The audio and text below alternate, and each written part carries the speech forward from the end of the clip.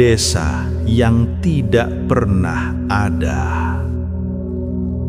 Namanya Adit, seorang karyawan sales yang sudah biasa menembus perjalanan jauh.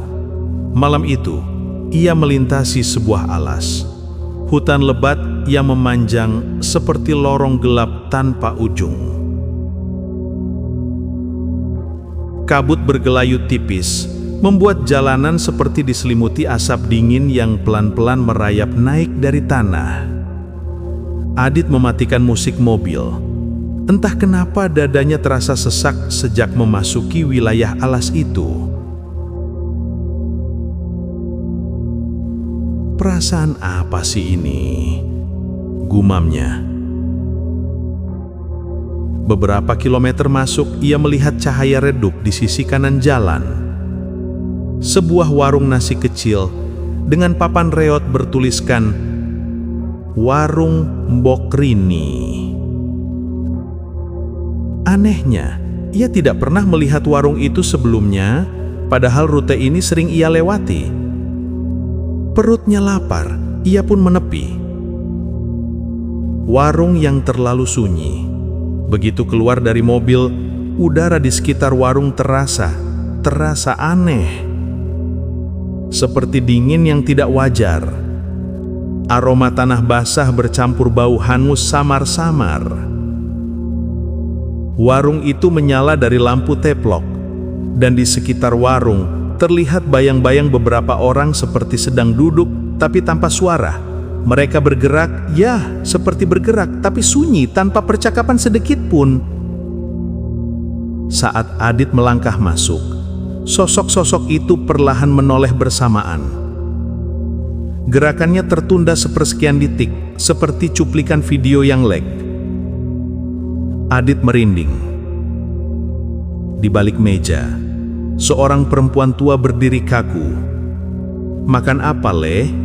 Suaranya datar, tapi bibirnya bergerak terlalu lambat dari suara yang keluar. Adit mencoba tersenyum. "Nasi pecel, Bu.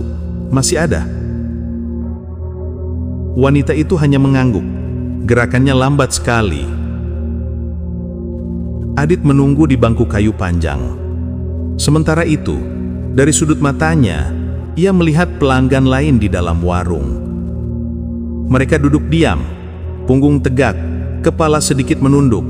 Salah satu di antaranya terlihat seperti tersenyum kecil. Namun senyumnya membentang terlalu lebar. Adit menelan ludah. Beberapa detik kemudian ia menyadari sesuatu. Pakaian orang-orang itu berdebu hitam, seperti pernah dilalui api. Saat ia menatap lebih lama, ia sadar bukan itu saja. Ujung baju mereka terbakar gosong. Adit tersentak ketika makanan disajikan. Perempuan tua itu berdiri sangat dekat tanpa ia sadari. "Makan, biar nggak kedinginan." Hawa dingin mendadak menyentuh bagian belakang lehernya, dingin seperti hembusan napas dari seseorang yang berdiri tepat di belakangnya. Adit refleks menoleh. Tidak ada siapa-siapa. Namun semua pelanggan kini sedang menatapnya bersamaan, tidak berkedip. Adit merinding setengah mati. Mau tidak mau, ia makan cepat-cepat, meski lidahnya hambar. Setiap kali ia menunduk, ia merasakan seperti ada seseorang mengintip dari balik bahunya, terlalu dekat. Tanpa berkata apa-apa, ia membayar dan buru-buru jalan kembali ke mobil. Saat masuk, ia melihat sesuatu dari cermin. Warung itu tampak lebih gelap dari sebelumnya, dan para pelanggan itu berdiri di depan warung, menghadap mobilnya. Semua mematung seperti boneka rusak. Adit tidak sempat berpikir, ia tancap gas. Sekitar 1 kilometer dari warung tadi, ia memasuki sebuah desa kecil. Lampunya redup, rumah-rumahnya tua dan kayunya hitam seperti habis terbakar. Namun jalanan itu ramai. Banyak orang berjalan, banyak suara langkah, banyak percakapan samar. Tapi saat kaca jendela mobil dibuka sedikit, Adit baru sadar. Tidak ada suara manusia. Yang terdengar malah suara seperti ranting yang patah, daun yang terseret angin, dan sesekali hembusan berat yang tidak wajar.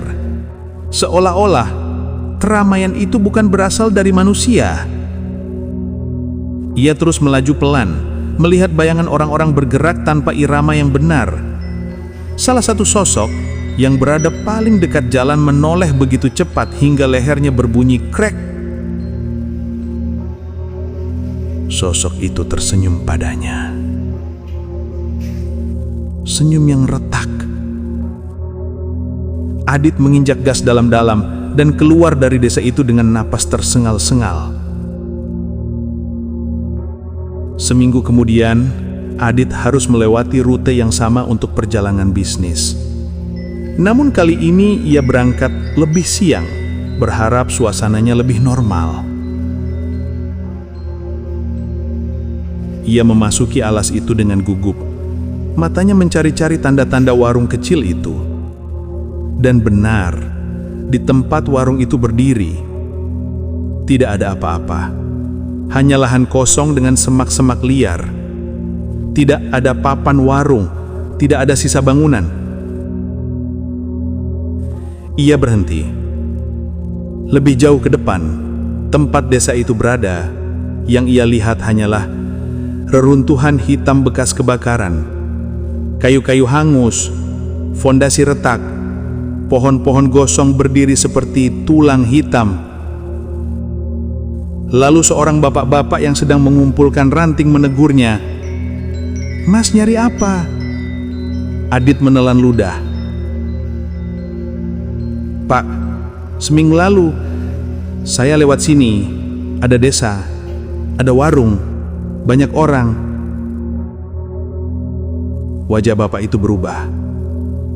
"Mas pasti salah lihat. Desa itu udah habis kebakar lebih dari 15 tahun lalu. Banyak korban meninggal. Yang selamat pindah semua." Ia menunjuk ke arah reruntuhan di belakangnya. Sekarang tinggal sisa-sisa bangunan. Malam-malam, kadang ada yang lihat bayangan kayak orang rame. Padahal tempat ini udah kosong lama.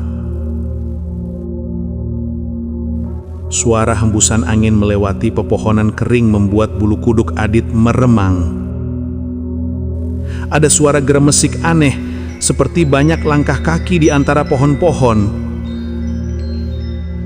Ia mundur ke mobil cepat-cepat.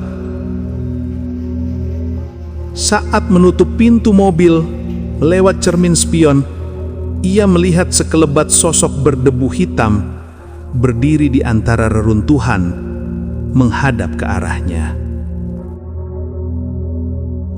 Senyumnya masih sama, terlalu lebar, terlalu panjang, dan sama sekali tidak manusiawi. Adit tancap gas dan bersumpah tidak akan melewati alas itu lagi.